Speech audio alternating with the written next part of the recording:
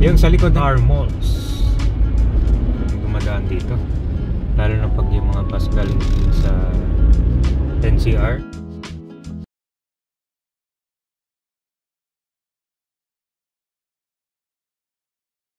So ito, magandang umaga. Nandito tayo ngayon sa San Fernando, Pampanga. Okay, so papasyalan tayo dito kabayan, magtutour tayo. Tapos daanan natin yung pinaka main highway, which is yung Jose Abad Santos. So doon tayo magsisimula sa may Teo Mico Street ba yun? Basta yung maraming benta ng mga piyesa ng sasakyan. Tapos daan tayo sa Provincial Capital at saka itong bagong Capital Town Development ng Lake World. Okay, pagpasok natin guys dito sa city proper nitong San Fernando, bawal yung badya. Ayun, parang badya at tatawag dun yung nakita natin kanina. Ito, ito may simbahan pa no. Ayan.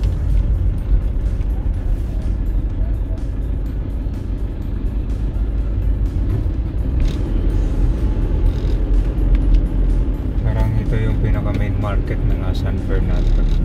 Ewan ko lang kung meron pa bang iba. Tapos pagkaliwa natin dyan, meron tayong makikitang kanyang kabayan SM. Parang ganito yung itsura dun sa Avenida or sa Recto ng Manila. Labi sa kanya. Ito pala, itong ang San Fernando is home of the giant lanterns. Kita nyo na, gaganda ng mga lanterns dito. At saka meron din silang kalesa. So yung bawal pala pumasok dito, yung tricycle, kulong-kulong, tri-wheeler, padya, saka e-trike. Yan, uso na yung mga e-trike dito ngayon. Meron ng balita dyan eh, kailangan na doon ng lisensya yung mga magdadrive ng e-trike. So ito yung SM City San Fernando Town. Parang maliit lang itong SM na naliit. Hindi ba nakapasok yan? Okay, itong pasahero. Okay, mapunta na tayo ng provincial capital.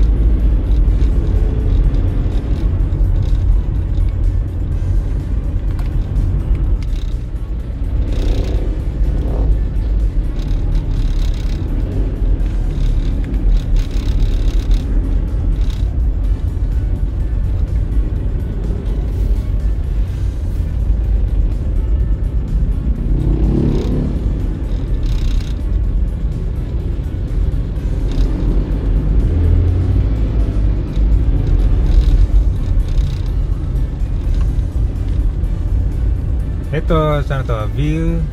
V. Teo Mico Street. V. Teo Mico Street na tayo. So, ito na yung Capitol Boulevard. Sabay na. Tapos, yung bandang kaliwa dyan, yan yung Provincial Capital. At nandyan din yung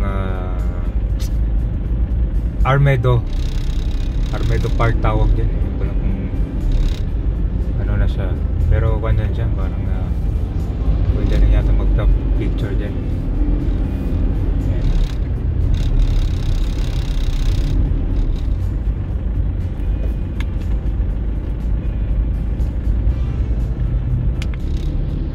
Yan na yung capital town, no? Makikita nyo dito sa ibabaw, parang may parang clock tower yata yan, no? Taas niya may malaking oras.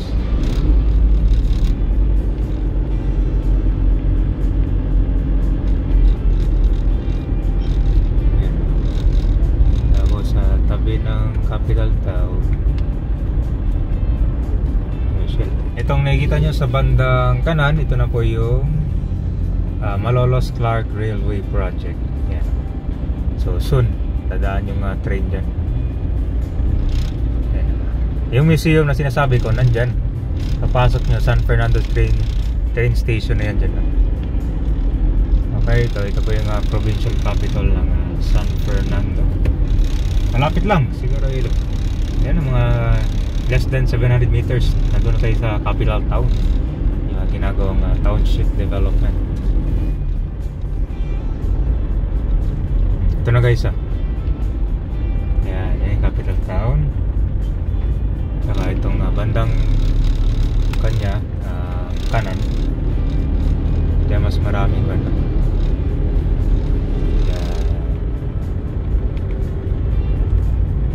Diba?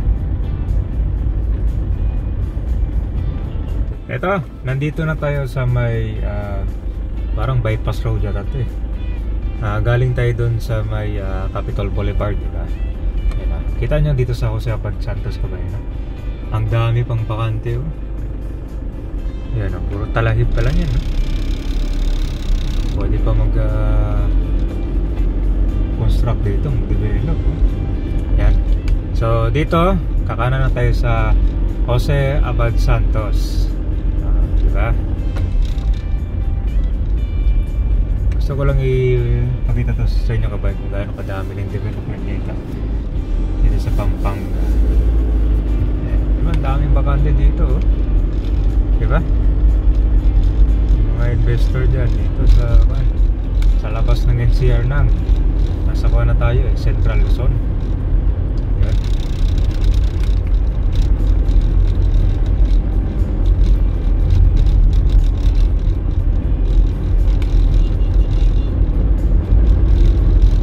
Actually itong Jose Abad ay mahaba to siya, hanggang dun pa to sa papuntang Zambales.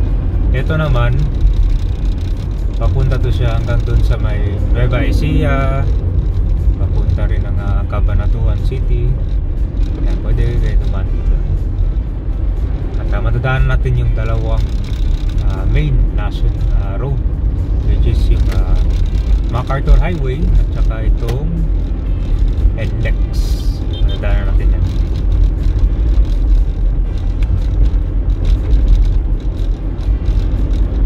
Shout out sa mga taga San Fernando, Pampanga.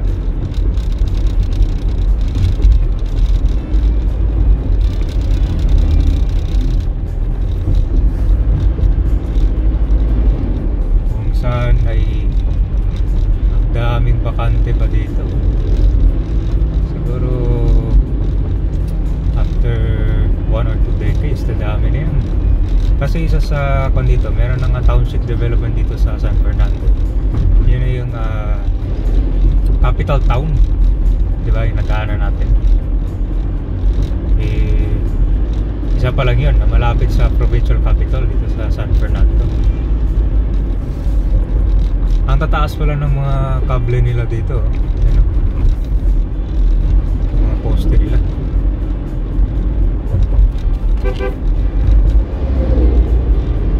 Okay, so papunta na rin to ng NLEX. Dito sa area may kita yung mga car dealers. Ang dami tong espasyo, di pa dikit-dikit yung mga establishment.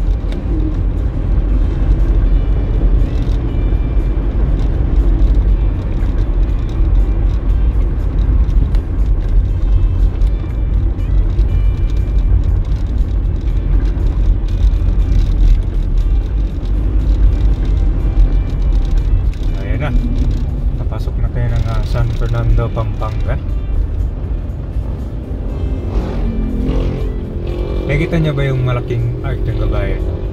Home of the Giant Lanterns. Ayan.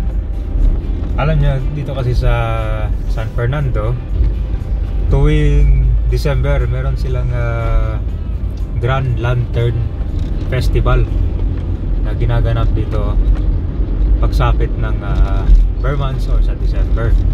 Yan.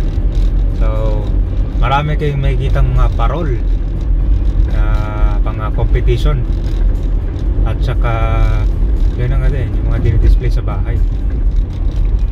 Tinatawag pa nga itong San Fernando the Giant Christmas dito sa Asia.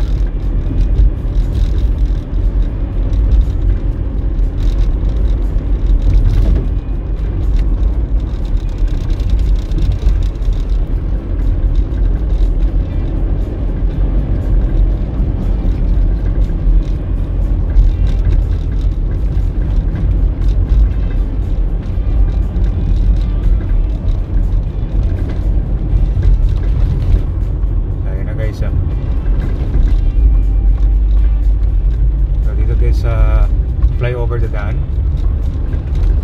Kasi yung sa ilalim dyan, yan ay mapunta sa may Lazatin Boulevard, tsaka dun sa Manila North Road or MacArthur Highway.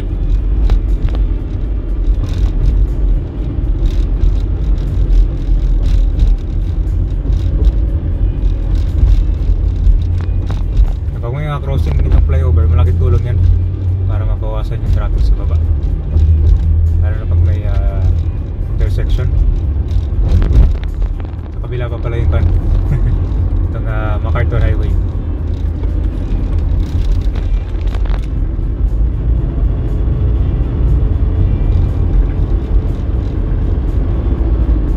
Yung kuan pala, merong isang SM pa dito, yung SM City Pampanga. Yung SM City Pampanga, yan yung first SM na ginawa dito sa Central Luzon. Kaya yun, malapit siya dun sa may NLEX madadaanan.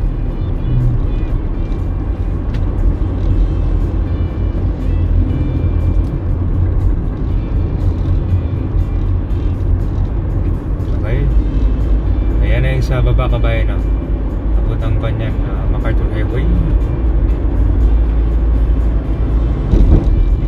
Ayan na yung flyover. Napunta na tayo ng ibang bansa. Sa Mexico. Ayan, di ba? Parang panto siya eh. Pag sa Metro Manila, para siyang C5, oh. Di ba? Malapad, oh. Para ding Commonwealth, pero magkaiba lang kasi ito may center island siya, di ba? So ilan taon? 3, 4, 5, 6 lanes. Ang lawak pala nito. Dito na makikita yung mga iba't ibang establishments dito sa San Fernando, Pampanga. Halos na lahat nandito na yung mga car dealer.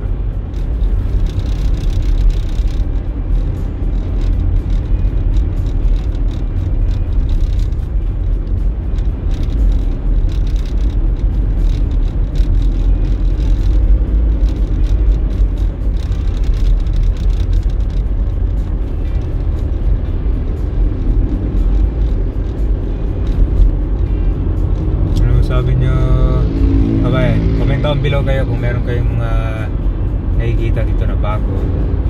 Syempre yung mga establishment na bago naman talaga yun. May nagsasara, may nagbubukas na bago.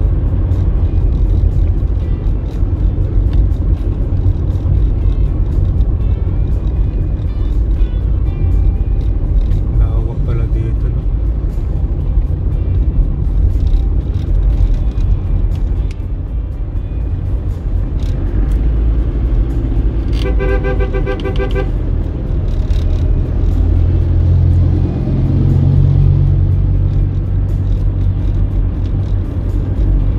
Dami.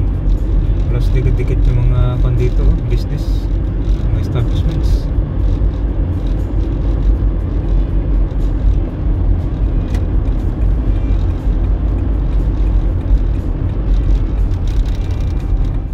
Okay, so papunta natin ng Concabayan, no? Yung SM City dito sa Pampanga.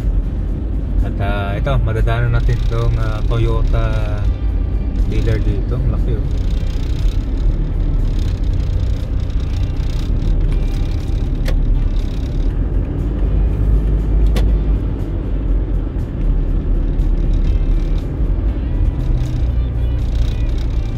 Ewan ko lang kung ito ba yung pinakamalaking SM dito sa Central Luzon.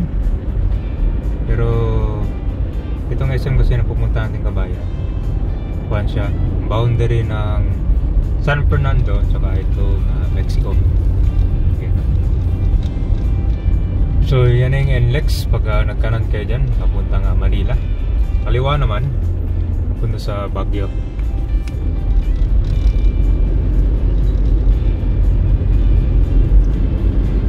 Napakaganda ng SM dito. Ayan, tanaman na. Harap siya ng Robinson. Yan, no? Grabe, ang laki nito. Okay, so mga nakakamiss dito. Yung sa likod ng SM, ano ba yun, yung amusement park, Sky Ranch, yun. Ewan ko lang kung bukas na sila ngayon. Yan yung SM. Laki niyan, kaya pakita ko na lang dito sa labas. Grabe oh. Sarap niya dito yung Robinson Star Malls. Mukhang matraffic papuntang SM dito. Ito, bakanting Robinson, no? Ayun, no? Kita ko yung Ferris wheel, no? Sabi ko na lang pakaliwa.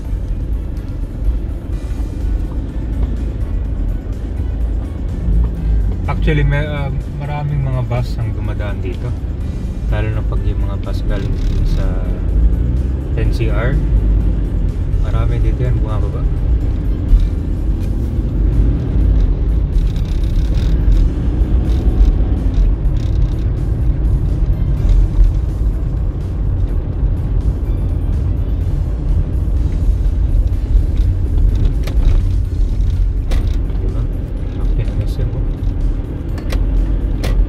Ito siya, pag diniretso natin kabayan, mapunta na to ng Nueva Ecija.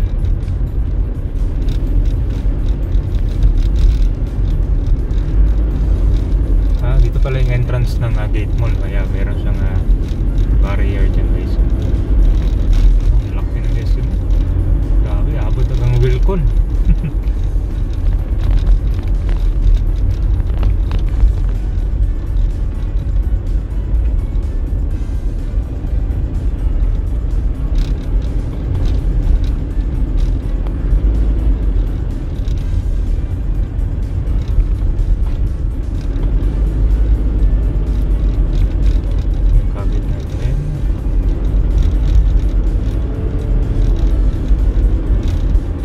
Ito siya, nasa ko na to, Mexico.